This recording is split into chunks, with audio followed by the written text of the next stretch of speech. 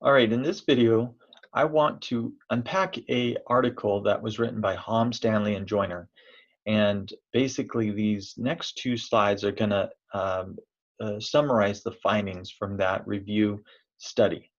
And they're going to talk about the barriers to treatment seeking, help seeking, as well to a small degree to talk about some of the facilitators of help seeking.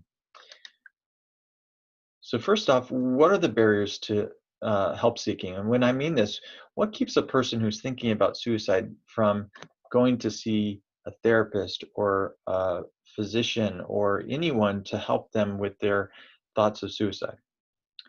Well, turns out there's a lot of reasons that are at play. And one of them is that sometimes the person's maladaptive coping uh, is a barrier to their own help seeking. So those with severe suicidal ideation are actually the least likely to seek out treatment. And it seems to be because they experience the most severe pessimism. They're very pessimistic about whether treatment will work. They tend to be hopeless. Again, this idea that regardless of what I do, things will never improve. And then lastly, that they have poor problem solving. So just making the connection that they could talk about this and the problem might go away, or even just the idea that maybe I should attempt this before I should attempt treatment before attempting suicide. And of course, the thought process of that would be, okay, this is a good first step before I take this action. And again, people with severe suicidal ideation sometimes lack that problem solving ability.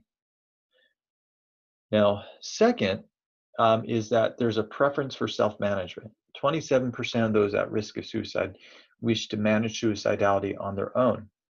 And that's an interesting way of thinking about the barrier to help seeking is that some people have this notion that I should do this on my own, that I want to do this on my own, and as if that's the ideal way of addressing something. So that's sort of a probably wrapped up in some individualism, wrapped up in some stigma about treatment itself.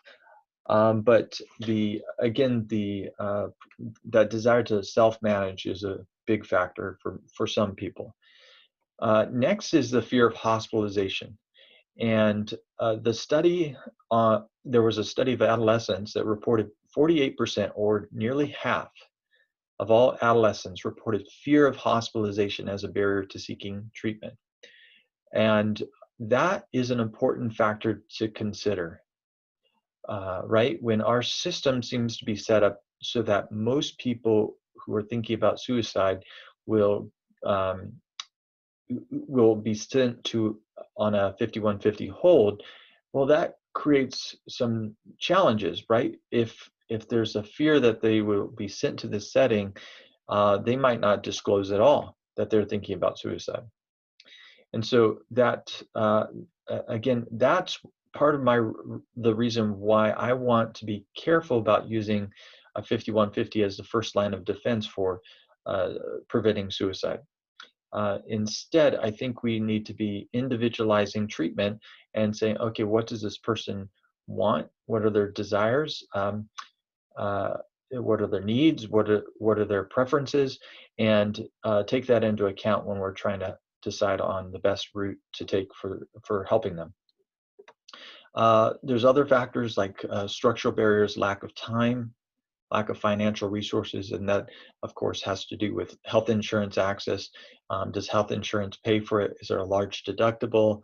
Things like that. And even sometimes just the questions about that and how to navigate all that can be difficult. Now, stigma is interesting. Public stigma is the idea that what other people think about you for seeking help or for having thoughts of suicide, or the fear of their discrimination against you. So your perception of how the public views suicide. And most people said that's not a primary barrier to help seeking. Well, that's kind of surprising. The concern is not about what do other people think about how treatment should whether I should seek out treatment, whether I should get help for this. It's actually more self-stigma, right? So maybe treatment for, if you're thinking about suicide, is the right step for other people. So there's this perception that for other people, yeah, this is what a person should do. But for me, it's not the right move. So the self stigma, this perception that I am not okay with doing this, is more of a factor than the public stigma.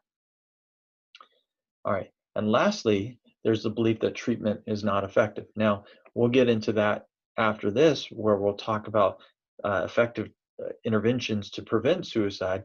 But the perception is often that if I go seek out a therapist, it won't make any difference. I'll still be suicidal, And so again, that's a bit of that pessimism, but also it's specific to the treatment itself.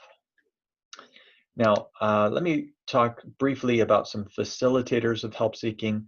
So, uh, just generally, positive attitudes towards help seeking helps people seek out help, which is not too surprising. So, if you frame help seeking as a positive attribute, that's really helpful. So, saying, "Oh yeah, it's great. What a wonderful thing to take care of yourself when you're having difficulties."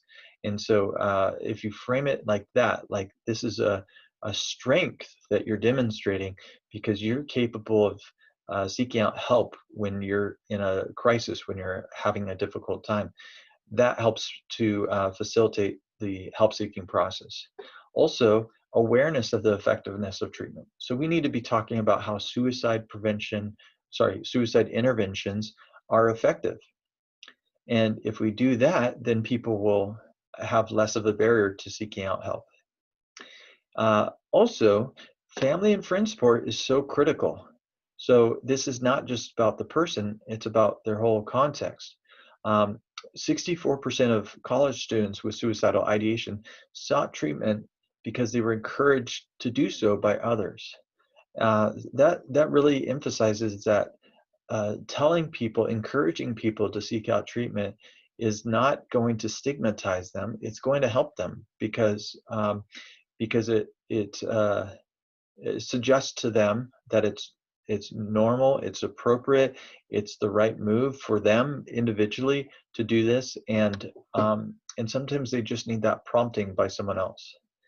And with that, and this was in the article, there's the notion that faith communities can be especially helpful. So having pastors or clergy, having small groups, or anyone talk about suicide and also encourage seeking out treatment is so critical for doing that.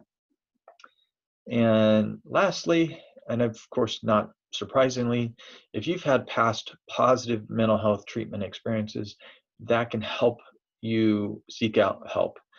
So that facilitates it, right? So this is the importance of when they get into treatment, let's make sure that they have a good experience with it, because if they do, even if the problem doesn't resolve that first episode of treatment, they'll be able to come back and get treatment again, and it might be more helpful that second time around or third time.